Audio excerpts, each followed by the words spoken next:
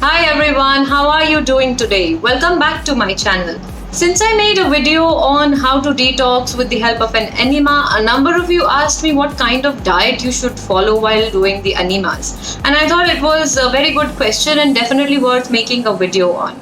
So while you're doing the enema, there are a few things you should keep in mind so that it doesn't disrupt the natural bacteria in the body, and you have to take a clean, healthy diet so that it will, improve the process of detoxification. In today's video, I'm going to give you 6 pointers that you must keep in mind while doing enema, and in fact, these are basic healthy changes that you can employ in your life as a lifestyle, not only while doing enema but for the rest of your life.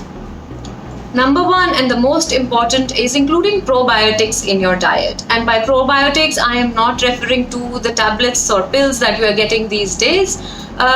You can have them, but absolutely no need. We need to get everything from nature and from natural foods. Probiotics are basically any foods that are fermented. So these days you can easily find sauerkrauts, homemade pickles, especially oil-free pickles, then kefir or kanji, beet kvass. There's just endless list.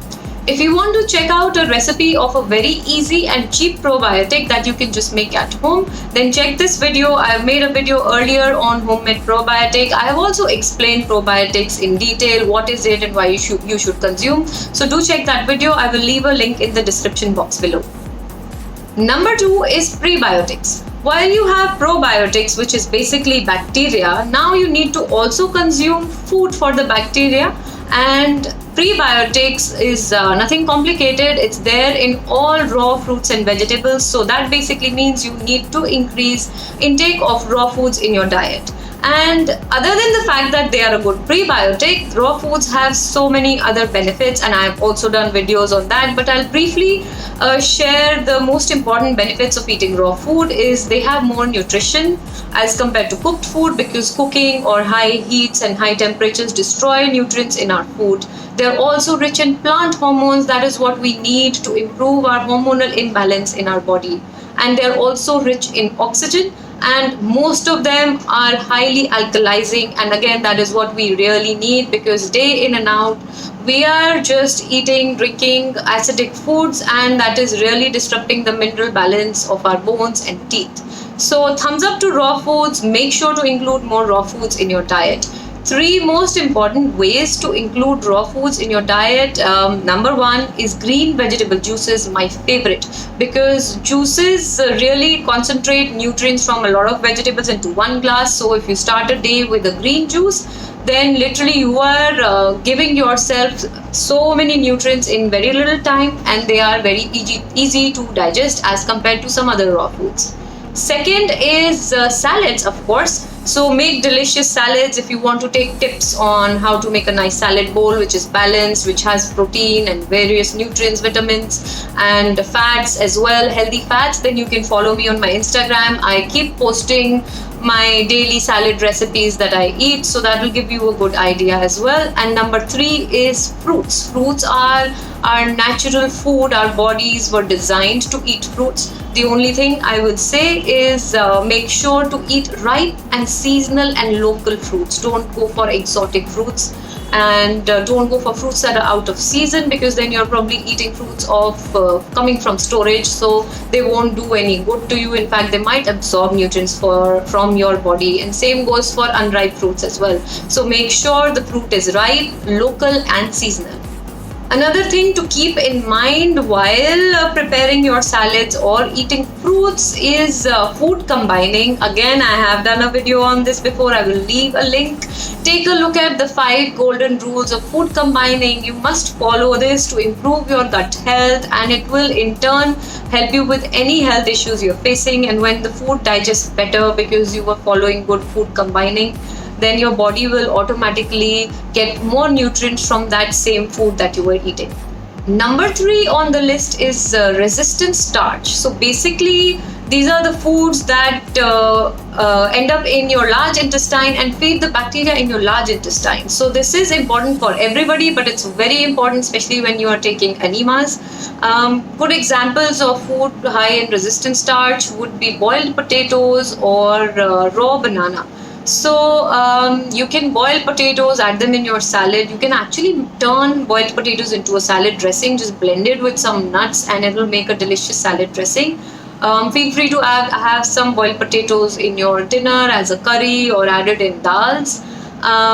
For raw banana, you can use the raw banana flour. You can steam raw banana and have it like a evening snack, like a chaat. You can turn it into sabzi. You can turn it into cutlets.